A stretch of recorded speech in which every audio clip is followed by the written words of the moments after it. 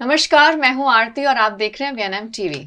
आज बहुत ही important day है जिस पे हम चर्चा करने वाले हैं। ये दिन है वर्ल्ड सुसाइड प्रिवेंशन डे। हम अक्सर न्यूज़ में, खबरों में पढ़ते हैं कि पूरे विश्व में जो सुसाइड के केसेस हैं वो दिन में काफ़ी तादाद में बढ़ रहे हैं। और इसके पीछे के क्या कारण हैं और क्यों हमें एक ऐसा वातावरण क्रिएट करना है जहां हम इसे प्रिवेंट कर सकें। स्पेशली जब हम हमारे नौजवान बच्चों को देखते हैं और न्यूज़ में जब खबरें सुनते हैं कि बहुत सारे यंगस्टर्स जो हैं वो अपनी लाइफ को एंड कर देते हैं, सुसाइड कर रहे हैं, उसके पीछे के जो भी कारण हैं वो हम आज डेफिनेटली डिस्कस करेंगे हमारे एक्सपर्ट के साथ। डॉक्टर अनूप सिंह छासटिया सर, आपका बहुत बहुत स्वागत है। Thank you. अनूप सर जो हैं ये कंसल्टेंट साइकेट्रिस्ट हैं और ये पिछले 10 साल से इस क्षेत्र में काम कर रहे हैं। ये विजिटिंग फैकल्टी भी हैं एमएस यूनिवर्सिटी में और इनके जो एक्सपर्टीज़ हैं, जो एरियाज़ हैं वो है डिप्रेशन, एंजाइटी, साइकोसिस, एडिक्शंस और मेंटल इलनेस। तो सर से जुड़ेंगे और आज के इस दिन पर थोड़ी सी लाइट ज़रूर डालने की कोशिश करेंगे और देखते हैं कि इस दिन को मनाने के पीछे का कारण क्या है। आज जो ये दिन है, जो हम सुसाइड प्रिवेंशन डे सेलिब्रेट कर रहे हैं, उसके पीछे का ऑब्जेक्टिव क्या है? सुसाइड प्रिवेंशन डे एक्चुअली 2003 से स्टार्ट हुआ है। International association of suicide prevention उन्होंने स्टार्ट किया, बिगिनिंग हुई 2003 से। हर साल कुछ ना कुछ अलग अलग थीम्स होती है कि और कौन सी थीम के हिसाब से ये सुसाइड प्रिवेंशन के लिए अवेयरनेस स्प्रेड की जाए। राइट। सुसाइड बहुत कॉमन प्रॉब्लम है अभी के लिए, यंगस्टर्स में ज़्यादा सुसाइड के केसेस आ रहे हैं, तो अवेयरनेस स्प्रेड करने के पर्पज़ से ये डे सेलिब्रेट करना स्टार्ट हुआ है। जैसे कि सर ने बताया और हमारा भी आज यही ऑब्जेक्टिव है कि इस पे चर्चा इसलिए की जा रही है कि हम इस पे अवेयरनेस क्रिएट कर सकें और आप तक ये सारे रीजंस जो हैं ये लेकर आ सके ताकि हमारे दिनचर्या में हमारा आसपास का माहौल जो है, हम सभी जानते हैं कि बहुत ही स्ट्रेस से भरा हुआ होता है, चाहे वो वर्क स्ट्रेस हो, चाहे पढ़ाई का स्ट्रेस हो, पीयर ग्रुप में अपने आप को सेट करने का स्ट्रेस हो। I mean there are so many things जिससे हम हमारे बच्चे, हर कोई इससे जूझ रहा है। और बहुत सही बात सर ने कही कि आज का दिन जो है ये अवेयरनेस क्रिएट करने के लिए सेलिब्रेट किया जाता है। सर, आपने थीम की बात की, तो इस साल का क्या थीम है? इस साल का थीम है grow hope and spread awareness जी। और थ्रू द एक्शंस कि लाइक होप एक ऐसी चीज़ है कि एक इंडिकेटर है कि जो कोई भी पर्सन सुसाइड के लिए सोचता है या तो अटेम्प्ट करता है, उसका एक इंडिकेशन है कि वो ऐसा फील करता है कि उसको होप नहीं है कुछ भी। Right. Like feeling of hopelessness है, फीलिंग ऑफ हेल्पलेसनेस है और फीलिंग ऑफ वर्थलेसनेस। ये 3 इंडिकेटर बहुत सिग्निफिकेंटली मैटर करते हैं। कोई भी पर्सन ऐसा सोचेगा या तो फिर इसको ऐसे थॉट्स आते हैं, वो इंडिकेट करता है कि ये पर्सन शायद से सुसाइड कर सकता है। अच्छा। तो होप देने के लिए या तो फिर होप स्प्रेड करने के लिए करके इस बार पिछले 3 साल से ये थीम 2021 से 23 तक की सेम थीम है। अपने जो आइडेंटिटी है, उसका जो वजूद है, उसके लिए हर इंसान जूझता है दिनचर्या में। डेफिनेटली आप सब इससे अग्री भी करेंगे। और जहाँ हमें ये लगता है कि भाई मैं इस दुनिया में क्यों हूँ, मतलब यहाँ कोई रीज़न नहीं है, मैं हेल्पलेस फील कर रहा हूँ, होपलेस फील कर रहा हूँ और मेरे होने से किसी को कोई फ़र्क नहीं पड़ता है, तो जब ये सारी चीज़ें दिमाग में चलती हैं तो कहीं ना कहीं सुसाइडल अटेम्प्ट्स, जैसे सर ने कहा, कि आते हैं और इसी को रोकने के लिए ये दिन जो है हम सेलिब्रेट कर रहे हैं। सर, जिस तरह सुसाइड के आंकड़े बढ़ रहे हैं, बहुत ही चिंताजनक है, क्या कहेंगे इस बारे में? डे बाय डे अगर हम देखेंगे तो सुसाइड के केसेस बढ़ते जा रहे हैं। लाइक एक सर्वे है, उसके हिसाब से वर्ल्ड हेल्थ ऑर्गेनाइजेशन का ये डेटा है कि more than 8 lakh people per year suicide करते हैं। दैट मीन्स कि more than 3000 person per day. और वैसे गिनेंगे तो हर at every 40 second someone is trying to commit suicide. तो बहुत अलार्मिंग साइन है। और एक पर्सन सुसाइड करेगा तो उससे रिलेटेड कोई भी क्लोज फैमिली मेम्बर है या तो जो कोई भी उसके कांटेक्ट में है, उसके 20% चांसेस बढ़ जाते हैं कि with in a span of 15-20 days वो पर्सन भी सुसाइड कर सकता है। राइट। तो एक फैमिली में कोई एक पर्सन ने सुसाइड किया तो बाकी सब फैमिली मेंबर्स भी परेशान होंगे, तो ओवरऑल हर किसी की मेंटल हेल्थ कॉम्प्रोमाइज हो रही है। जी, तो करेक्ट। उसकी वजह से सुसाइड को प्रिवेंट करना बहुत ज़रूरी है। बेसिक पर्पस कि सुसाइड प्रिवेंट हो सकता है, पर लोगों को ध्यान नहीं है कि वो प्रिवेंट हो सकता है।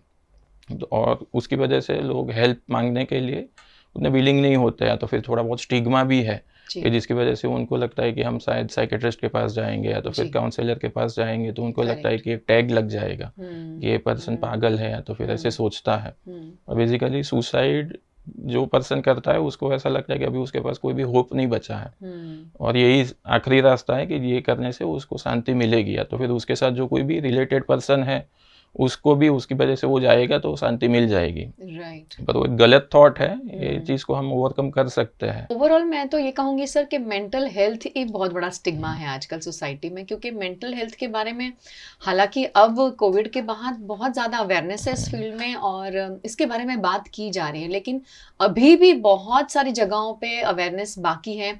और हाँ, बिल्कुल आपने सही बताया कि आज भी हमारे सोसाइटी में ऐसे बहुत सारी फैमिलीज हैं जो ये सोचती हैं कि मेंटल हेल्थ के बारे में बात नहीं कर सकते हैं। अगर आपको टेंशन है, आपको स्ट्रेस है, आपको एंजाइटी हो रही है, तो किसी के साथ उस चीज़ को डिस्कस करना बहुत बड़ी बात है, क्योंकि लोग लेबल करते हैं कि ये पागल हो गया है। मतलब बहुत ही दुखी और बहुत ही चिंताजनक सिचुएशन है, क्योंकि आजकल इस जो एरिया है इसके ज़्यादा जो लोग झपेटे में आ रहे हैं वो हमारे जो नौजवान बच्चे हैं जो हमारे घर में हैं, एडोलेसेंट्स हैं। हम आए दिन न्यूज़पेपर में देखते हैं कि पढ़ाई के स्ट्रेस के वजह से या क्योंकि वो अच्छे मार्क्स नहीं ले पाए बच्चे सुसाइड अटेम्प्ट कर रहे हैं। सर, ये केसेस बहुत बढ़ रहे हैं और क्या कर सकता है एक पेरेंट ताकि वो बच्चों को इस जब घराव में देखते हैं तो उन्हें सेव कर सकें? एज अ पेरेंट आपको उसके बिहेवियर में कुछ चेंजेस लग रहे हैं, अगर उसके एपेटाइट में कुछ चेंज आ रहा है, उसके स्लीपिंग पैटर्न में चेंज आ रहा है, उसके बिहेवियर में चेंजेस मतलब कि उसके कम्युनिकेशन में कुछ चेंजेस आ रहे हैं कि पहले अच्छे से बात करता था और अभी बातचीत कम कर दिया है, ज़्यादा इरिटेट हो जाता है। आप उसको देख के आपको महसूस होता है कि इसके साथ कुछ गड़बड़ है, रिलैक्स नहीं हो पा रहा है। तो वो एक वार्निंग साइन हम कंसिडर कर सकते हैं। उसके फ्रेंड्स के साथ कम्युनिकेट करके भी पता चल सकता है कि उसका बिहेवियर घर पे ही ऐसा है कि बाहर भी वैसा है। वो कुछ गलत कंपनी में तो नहीं फंस गया है। एडल्ट एज में या टीन एज में कई बार ऐसा होता है कि वो लोग कुछ ना कुछ इन्फ्लुएंस में आके या पीयर प्रेशर में आके कुछ ना कुछ एडिक्शन के रास्ते पे चढ़ जाता है। तो कुछ एडिक्शन वाला पार्ट नहीं है, कोई रिलेशनशिप इश्यूज नहीं है। कई बार बच्चे होते हैं वो बहुत इमेच्योरली डील करते हैं रिलेशनशिप्स को, तो उनको एक सेटबैक मिला या तो फिर एक फेलियर मिला या तो फिर कुछ रेसिप्रोकेशन सही से नहीं मिला, तो वो एक ट्रिगरिंग फैक्टर हो सकता है। और बेसिकली आपका एक कम्युनिकेशन का पार्ट सही से होना चाहिए घर पे, कि जहाँ पे उसको कुछ भी डिस्कम्फर्ट है तो आपके साथ अच्छे से कन्वे कर सके कि हाँ कुछ प्रॉब्लम है, तो वो आपके साथ बात करे तो उसका कुछ आप सॉल्यूशन निकाल सकते हैं। राइट। इंडिकेशंस सर ने आपको बताए हैं जब आपको लगे कि आपके घर में रहता हुआ बच्चा ज़्यादा बातचीत नहीं कर रहा है, चिड़चिड़ा फील कर रहा है, अपने आप को चीज़ों से विड्रॉ करने की कोशिश कर रहा है, किसी चीज़ के वजह से आप पे गुस्सा निकालने की कोशिश कर रहा है, तो डेफिनेटली कहीं ना कहीं हमारे जो सिग्नल्स हैं, जो एंटीनाज हैं, वो खड़े होने चाहिए और बच्चे से बात करना बहुत ज़्यादा ज़रूरी है। सर, वो इस बारे में आप क्या कहेंगे? क्योंकि यूजुअली एडोलेसेंस एज ऐसी है जहाँ पे बच्चे ये सोचते हैं कि माँ बाप मुझे नहीं समझेंगे। आप ये केसेस आई एम श्योर रोज डील करते हैं, क्या कहेंगे हमारे बच्चों के लिए? स्पेशली बच्चों के लिए ऐसा है कि आपकी और आपके पेरेंट्स की एज के बीच में गैप है, तो आपका जो अंडरस्टैंडिंग है या तो फिर आपको जो प्रॉब्लम के साथ जैसे डील करना है उससे आपके पेरेंट्स का वही सेम प्रॉब्लम से डील करने का तरीका अलग हो सकता है। करेक्ट। तो मैं ज़्यादातर मेरे पेशेंट्स को बोलता हूँ कि ऐसा नहीं होता कि एक सही है मतलब दूसरा गलत हो गया। दोनों लोग एक चीज़ में सही भी हो सकते हैं, खाली हर किसी का ओपिनियन अलग हो सकता है। आपका डील करने का तरीका अलग है, आपके पेरेंट्स का तरीका अलग है। आप म्यूचुअली एक ग्राउंड पे सेटल हो सकते हैं, पर आप कुछ भी चीज़ कम्युनिकेट करोगे तो ही आपको उसका सॉल्यूशन मिल सकता है। Very true. पर आपको कई बार एल्डर्स की एडवाइस की ज़रूरत रहती है। आप उनको फॉलो करोगे या तो फिर उनको पूछोगे तो एटलीस्ट भले ही आप उनको शायद फॉलो ना कर लो या तो फिर एडवाइस को इम्प्लीमेंट नहीं किया, पर आपको एक शायद परसेप्शन, दूसरा पर्सपेक्टिव आपको वो चीज़ का मिल सकता है। Very correctly said. और मैं बच्चों से एक रिक्वेस्ट करना चाहती हूँ जो हमें देख रहे हैं व्यूअर्स, और स्पेशली स्कूल गोइंग चिल्ड्रन जो हैं, जब आप ऐसी कक्षाएं में हैं, जैसे कि नॉर्मली 10th बोर्ड्स की जब परीक्षाएं आने वाली होती, तब हम अक्सर देखते हैं कि बच्चे जो हैं वो टेंशन में होते हैं, स्ट्रेस में होते हैं, क्योंकि परफॉर्मेंस का स्ट्रेस होता है, अच्छे मार्क्स लाने का स्ट्रेस होता है, बहुत सारी चीज़ें जुड़ी होती हैं। तो बच्चों, अगर आप ऐसे किसी भी दोस्त के संपर्क में आते हैं जहाँ आपको फील होता है कि ये सही नहीं लग रहा है, या कुछ ऐसी बातें कर रहे हैं जहाँ पर लाइफ एंड करने की बात हो रही है, या ऐसी हो रही है कि मुझे कोई समझता नहीं है, तो आई थिंक आप भी as a responsible friend, as a responsible citizen, आप प्लीज़ उसे रिपोर्ट करें। हाँ, अगर वो कंफर्टेबल नहीं है तो कोई प्रॉब्लम नहीं है, लेकिन एटलीस्ट आपकी टीचर को पता होना चाहिए, ताकि टीचर जो है वो पेरेंट के साथ बात कर सके।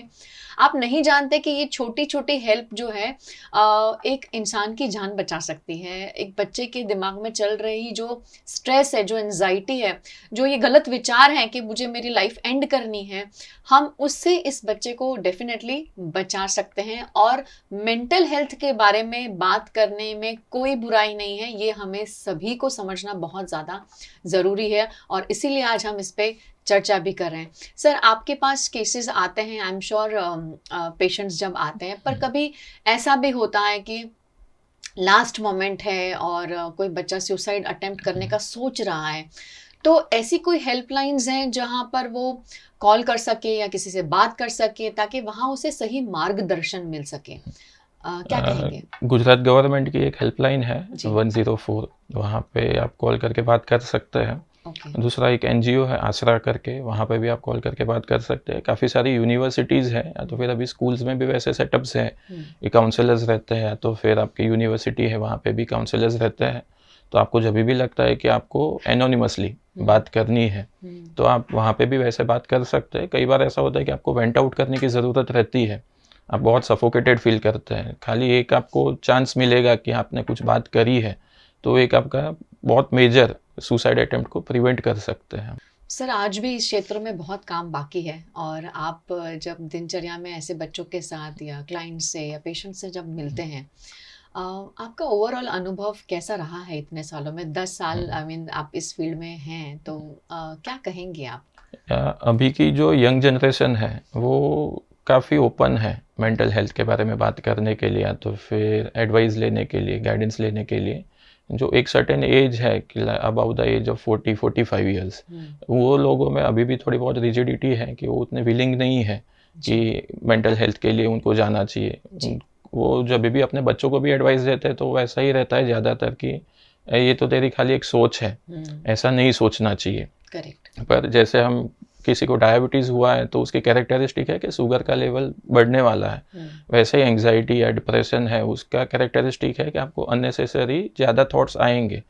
तो पर्सन जानबूझ के सोच रहा है वैसा नहीं है, पर it is a part of, it can be a part of his और हर इलनेस, जिसकी वजह से वैसे सब थॉट्स आ रहे हैं और उसको ओवरकम नहीं कर पाते हैं। तो वो टाइम पे आपका एक रोल बनता है एज अ पेरेंट भी और एज अ फ्रेंड ऑल्सो, कि आपको जब भी ऐसा लगता है कि आप बहुत ट्रैप हो गए कोई भी सिचुएशन में, अभी आपको कोई भी रास्ता नहीं मिल रहा है, तो आप एक कॉल से ही खाली डिफरेंस है आपको कि आप एक कॉल करोगे और आपसे किसी की भी बात हो सकती है, तो एक चांस मिल सकता है आपको कि कुछ नया पर्सपेक्टिव उसका समझने के लिए, या तो फिर कोई नया एंगल आपको ध्यान में आएगा कि ये चीज़ को हम अलग तरीके से देख सकते हैं।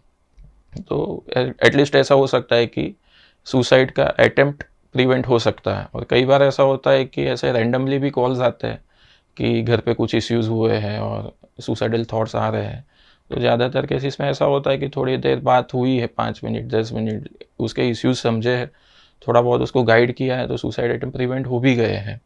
तो वो एक आपका एक अटेम्प्ट, या तो फिर आपके एंड पे से एक आपको ट्राई करना है कि आपको एक खाली कांटेक्ट करने की ज़रूरत है, तो वो करेंगे तो काफ़ी सारी चीज़ें रिजॉल्व हो सकती है। और बेसिकली एडिक्शन वो भी एक पार्ट है कि अगर आपको कोई भी चीज़ का नशा कर रहे हैं आप, वो मोबाइल का है या सिगरेट, अल्कोहल, कोई भी हो सकता है, वो सारी चीज़ें ऐसा होगा कि आपको बाकी सब फैमिली मेम्बर्स से या फ्रेंड से भी डिटैच कर देगी। आप जब भी अकेले हो जाओगे तो वो टाइम पे आपके पास आपके लिए डिफ़िकल्ट हो जाएगा कि वो सिचुएशन को आप ओवरकम कर पाओ। तो आप जितना एडिक्शन से दूर रहेंगे उतना आपका हेल्दी लाइफ हो सकती है। और जैसे अपने लिए ऐसा है कि फिजिकल हेल्थ के लिए हम बहुत ज़्यादा अवेयर है, हमें कुछ भी लगा या तो फिर कुछ भी पेन हुआ है तो हम तुरंत डॉक्टर के पास जाते हैं, पर उतना इम्पोर्टेंस हम अपने इमोशंस को नहीं देते हैं। भले ही आपको स्लीप में प्रॉब्लम हो रहा है, हफ्ता नहीं सोएंगे या सही से नींद नहीं आई तो भी आप डरेंगे कि डॉक्टर के पास जाएंगे तो शायद नींद की दवाई देंगे और आदत हो जाएगी, पर वो एक मिथ है, ऐसा सही नहीं है। पर इनिशियली आपको शायद कुछ मेडिकेशन की ज़रूरत है तो हो सकता है, पर ज़्यादातर ऐसा होता है कि 95% केसेस में आपको अननेसेसरी ज़्यादा थॉट्स आते हैं, उसकी वजह से नींद नहीं आती है। तो आपको आपके थॉट्स को समझने की ज़रूरत है। अगर आप अपने थॉट्स को नहीं समझ पाते तो आपको कोई प्रोफेशनल हेल्प लेने की ज़रूरत है कि जो आपको गाइड कर सके या तो फिर ये सिचुएशन में से बाहर निकाल सके। करेक्ट। बहुत ही वंडरफुली सर ने एक्सप्लेन किया, और आई एम श्योर कि हम हमारे नेबरहुड में ऐसे काफ़ी सारे बच्चों से, काफ़ी सारे लोगों से मिलते हैं जो इस तरह की बातें एक्सप्रेस भी करते हैं, पर कई बार हम उसे इग्नोर कर देते हैं ये कह के कि नहीं नहीं ये तो कुछ नहीं है, कोई बात नहीं, आप ठीक हो जाओगे, आज आप जल्दी सो जाना, आज आप ये कर लेना, you will feel little better, आप रिफ्रेश हो जाओगे। लेकिन एज एन इंडिविजुअल हमें समझना है कि अगर हमें ये चीज़ें बार बार सोची हमारे दिमाग में आ रही हैं, ये थॉट्स बार बार आ रहे हैं, हम हमारा मोस्ट ऑफ द टाइम दिमाग का जो हमारा सोचने का है अगर हमारे उस थॉट्स में जा रहा है तो कहीं ना कहीं हमें उसे वेंट आउट करने की ज़रूरत है। Went out in the sense, जैसे सर ने कहा कि अगर आप एक्सपर्ट की हेल्प लेना चाहते हैं तो बिल्कुल ले सकते हैं, वरना कोई ऐसा फ्रेंड जिसे आप फ़ोन कर सकते हैं, चाहे वो रात के 12 बजे ही क्यों ना हो, एक ऐसा इंसान जहाँ पर आप बहुत अच्छे से खुल के एक्सप्रेस कर सकते हैं। और आई थिंक शायद वो एक्सप्रेस कर देना, वो बोल देना भी बहुत रिलैक्सिंग हो जाता है, क्योंकि अक्सर मैंने भी ये चीज़ नोटिस की है, बिकॉज मैं भी बच्चों के साथ डील करती हूँ, एडोलेसेंट्स के साथ करती हूँ, तो सिर्फ उन्हें सुन लेने से ही आधी प्रॉब्लम्स आई थिंक सॉल्व हो जाती हैं। आपने बिल्कुल सही कहा कि एडिक्शन आजकल इतना ज़्यादा हर चीज़ का बढ़ गया, और जहाँ बहुत अच्छा सर ने बताया कि मोबाइल जो है उन्होंने हमारी दिनचर्या की इतनी सारे परसेंटेज हमारे फ़ोन्स के साथ अटैच हो जाते हैं कि जो ह्यूमन कनेक्शंस हैं वहाँ पे टाइम कट हो जाता है हमारा, और शायद ये भी एक वजह है जहाँ हम एक्सप्रेस करना चाहते हैं पर सुनने वाला कोई नहीं है। तो आप एज एन इंडिविजुअल, चाहे आप साइकेट्रिस्ट नहीं हैं, आप मेडिकल प्रोफेशनल नहीं हैं, लेकिन आप एक अच्छे इंसान हैं, आप अपने हियरिंग जो है, you can lend an ear to somebody जहाँ पर आप उनको सुन सकते हैं। मैं ये नहीं कहूँगी कि आप उन्हें गाइड करें, क्योंकि शायद आप भी नहीं जानते कि वो सही गाइडेंस होगा या नहीं, पर सुने ज़रूर, और जहाँ आपको लगता है कि हाँ इन्हें तकलीफ़ हो रही है तो उन्हें मेंशन ना करते हुए, उन्हें टेंशन ना हो तो आप किसी भी ऐसे इंसान को बताएं जो आप दोनों को पहचानते हैं, उसके पेरेंट हो, एजुकेटर हो, कोई भी हो, ताकि उस बच्चे को, उस इंसान को इमिडिएटली हेल्प मिल सके। क्या मैसेज देना चाहेंगे आज? कम्युनिकेशन एक बहुत बेसिक पार्ट है कोई भी चीज़ को सॉल्व करने के लिए। जितना आपका क्लियर और डायरेक्ट कम्युनिकेशन हो सकता है कोई भी चीज़ के लिए, वो आपको फ्रूटफुल आउटकम दे सकता है। और आपको कोई हेजिटेशन रखने की ज़रूरत नहीं है। आपको कुछ भी यह चीज़, आपको कंफर्ट कॉम्प्रोमाइज़ हो रहा है आपका इमोशनली, फिज़िकली, मेंटली, तो आप हेल्प के लिए पूछ सकते हैं। आपको कोई भी टैग कर देगा वैसा नहीं है। आपको अपने आप को भी समझने की ज़रूरत है। अगर आप अपने आप को नहीं समझ सकते तो आप किसी के साथ बात करोगे तो आपको कुछ आइडिया आएगा कि ये सिचुएशन में से हम कैसे निकल सकते हैं। तो हेजिटेशन रखने की ज़रूरत नहीं है, आपको जस्ट एक बार हेल्प मांगने की ज़रूरत है, तो हम ये सिचुएशन को काफ़ी अच्छे से डील कर सकते हैं। बहुत बढ़िया। Communication is the key.